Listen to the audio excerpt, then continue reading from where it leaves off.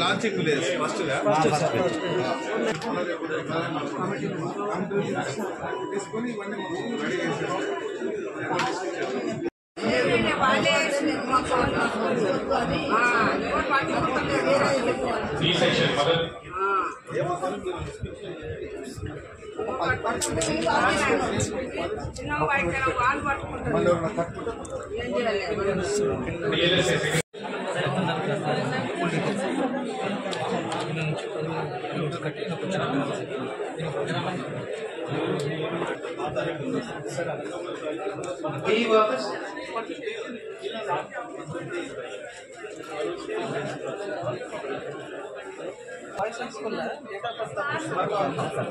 ఒకసారి చూడండి, మాట్లాడించారు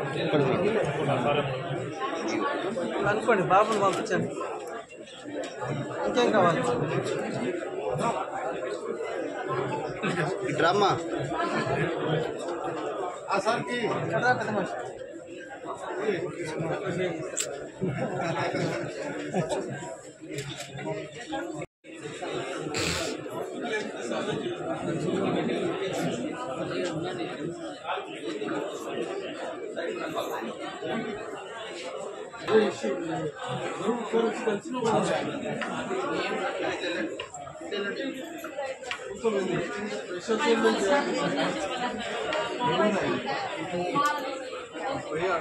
కొత్తగా పెట్టి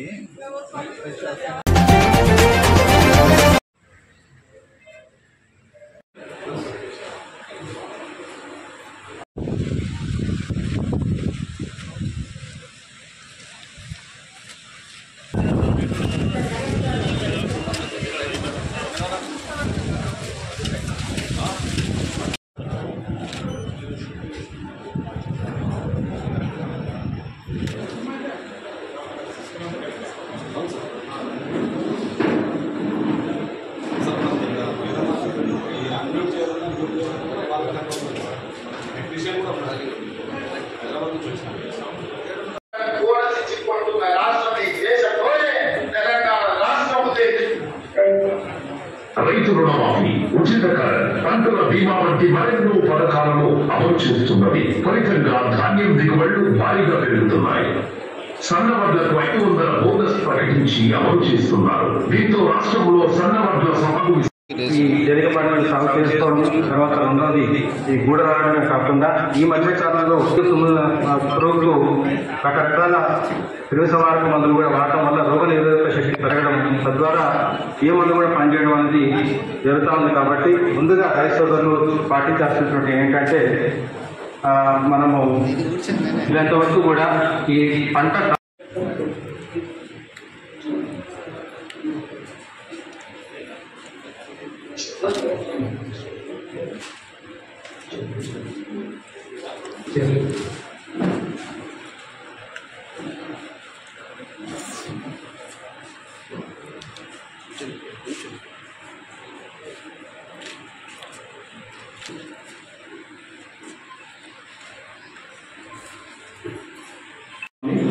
అయితే పంటని దాదాపుగా 50 నుంచి 60% వరకు కూడా తేలికపాటి నేలలో వర్షాలుగా రైతు సోదరులు తేలికపాటి నేలలో పత్తి పంటలు సాగు చేసేటప్పుడు ఈ మధ్యనే వ్యవసాయ విశ్వవిద్యాలయం మరియు వ్యవసాయ శాఖ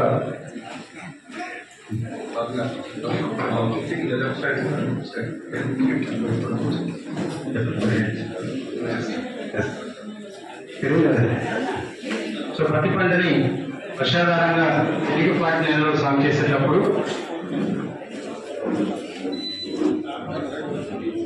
కానీ మొదటి సంవత్సరంలోనే ప్రజాప్రభుత్వం మీ ఆశీర్వాదంతో వచ్చిన తర్వాత ఎన్నో ఇబ్బందులు ఉన్నా రాష్ట్రాన్ని నెట్టేసింది. ఆనాడు ఫీజు రియంబర్స్మెంట్ కావచ్చు, రైతు రుణమాఫీ కావచ్చు, రైతుల గిట్టుబాటు ధర కావచ్చు, ఏ విషయంలో అయినా ఆనాడు తెలంగాణ రాష్ట్రంలో ఆర్థిక విధ్వంసానికి పాల్పడి తెలంగాణ రాష్ట్రాన్ని దిగజారిన ఆర్థిక వ్యవస్థను ఆనాడు మాకు అందించిండ్రు. అయినా మన స్థైర్యాన్ని కోల్పోలే. అప్పటి వరకు 4 లక్షల కోట్ల రూపాయలు మాత్రమే అప్పు ఉందని అబద్ధాలు చెప్పి కట్టుకొచ్చి మన గ్రామాలలో చూసినాం. అప్పులకు కూరుకుపోయిన పిల్లగానికి పిల్లలు ఇవ్వాలంటే మాకు అప్పు లేవయా, ఆడపాటంగా మాకు పెద్ద పెద్ద కార్లు ఉన్నాయి, పెద్ద పెద్ద బంగారాలు ఉన్నాయి, అద్దాల మేడలు ఉన్నాయి. ఈ అద్దాల మేడలు చూసి మా పెద్ద కార్లను చూసి మాకు పిల్లలు ఇవ్వండి అని చెప్పి ఊరి మీద కట్నాన్ని ఎక్కువ తెచ్చుకున్నట్టు మన గ్రామాలలో చూసినాం. సభ్యులు, ప్రభుత్వ ప్రధాన కార్యదర్శి గారు, వివిధ శాఖలకు సంబంధించిన ఉన్నతాధికారులు, agriculture university vice chancellor అలాస్ Danayya గారు, వ్యవసాయ శాఖ కమిషన్ చైర్పర్సన్ కోదండ రెడ్డి గారు, అదేవిధంగా ప్లానింగ్ కమిషన్ వైస్ చైర్మన్ పెద్దలు ఈ అగ్రికల్చర్ యూనివర్సిటీ పూర్వ విద్యార్థి జి చిన్నారెడ్డి గారు, అదేవిధంగా వేదిక మీద ఉన్న ప్రజాప్రతినిధులు, ఈ ఆడిటోరియంలో ఉన్న రైతాంగ మిత్రులు, 1600 రైతు కూడా మొక్కజొన్న మరియు కంది రెండింటిని కూడా అంతర పంటలుగా మొక్కజొన్నలో కండి చివరి వరకు కూడా గింజలు పూర్తిగా నిండి మరియు గింజల బరువు బాగా ఉండాలంటే తప్పనిసరిగా కూడా పొటాషియం అనే మూలకం చాలా అవసరం. కాబట్టి వల్ల ఈ మొక్కజొన్నలో కంటిలో చివరి వరకు కూడా గింజలు పూర్తిగా నిండి మరియు గింజల బరువు కూడా బాగుండడానికి అవకాశం ఉంటుంది. కాబట్టి తప్పనిసరిగా రైతు సోదరులు తర్వాత చివరిగా కంది పంట కూడా మన రాష్ట్రంలో ఒక మంచి వర్షాధార పంట. కందిలో మనకి మంచి మంచి రకాలు కూడా అందుబాటులో ఉన్నాయి. అయితే ప్రస్తుతం మనకి కందిలో